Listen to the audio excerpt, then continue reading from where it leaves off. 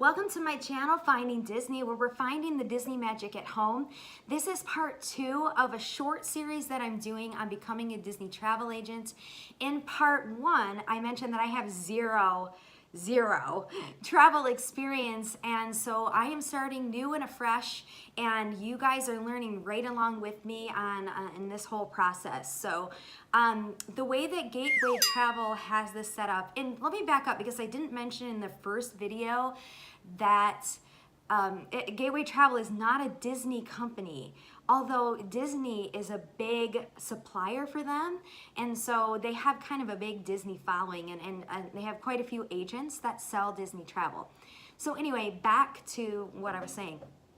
Gateway Travel has it set up in 4 different parts, 4 modules, and I've finished module 1 and module 2 now. And so I want to just show you a few things that I've learned that I think are pretty cool, and not only apply to travel, but apply to life as well. So I'm going to turn this camera around, and I'm just going to show you a few things that I've learned. It's pretty cool. You can see here the bullet points that Gateway Travel has set out for us. And I'm assuming that all travel agencies work this way. So I'm giving you Gateway Travel's spiel here, but like I think all travel is going to entail this sort of outline.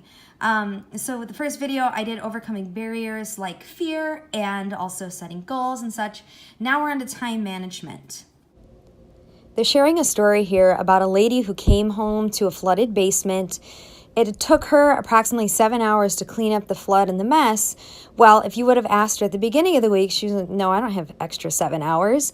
But she found those 7 hours in her week to clean up the basement. And that's what they're trying to get you to do, to switch your thinking. I really like this quote here because it is so true. I do not have time equals it's not a priority. I really like that. 24 times 7 is 168 hours. That is a lot of time. If you are working a full-time job, so 40 hours a week, sleeping 8 hours a night, so 56 hours a week, that leaves 72 hours for other things. That is a lot of time. Seriously mind blown over these numbers. We have time. Even if we are busy, we have time for what matters. And when we focus on what matters, we can build the lives we want in the time we've got. Conversational cues. This is the best part of the video right here. We're interested in learning about the Just awkward interaction, smile, these awkward moments, contemptuous glance, or maybe a very okay, right, watch here this moment with Obama. Like a handshake. So a handshake, or the lack of a handshake, can have us talking for weeks and weeks. Isn't that weird? So watch obviously this. When we think about nonverbal behavior or body language, it's language. Why doesn't he let So go? think about communication. So awkward. As you can see, this is body language, and they're just teaching you of some different poses and things that you can practice to make yourself appear more confident when you're trying to make a sale to a client.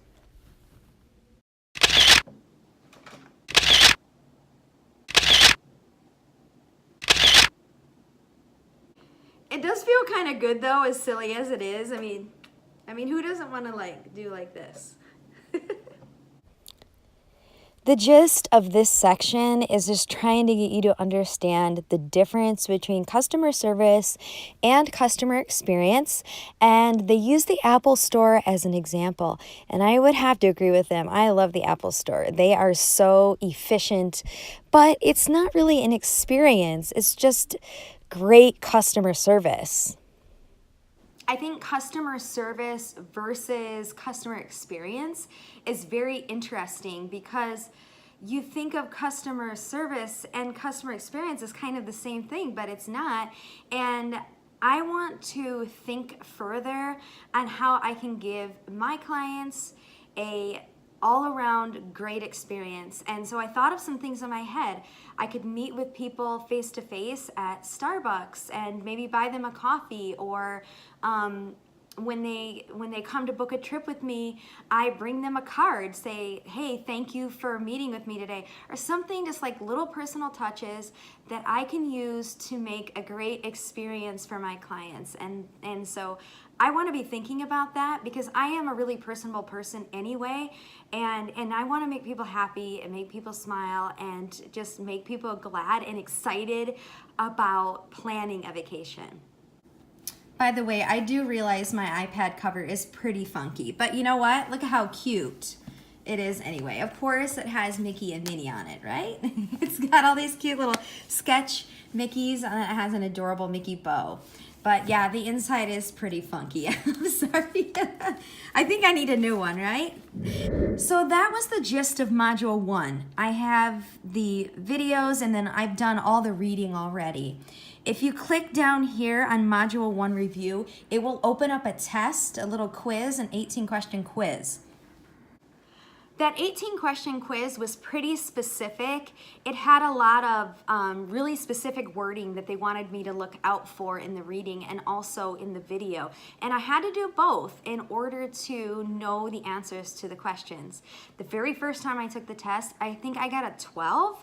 And I was a little shocked because I felt really good going into it. I had watched all the videos a few times and done all the reading, but then it made me really go back and think about specific wording that they had given me in the previous reading and videos. So you can retake the test as many times as you want to, as well as if you get a 70% or higher, that's what Gateway requires in order to move on to the next module. So I'll do Module 2 in my next video, but thank you so much for watching this video, and we'll see you again really soon. Bye, Disney fans.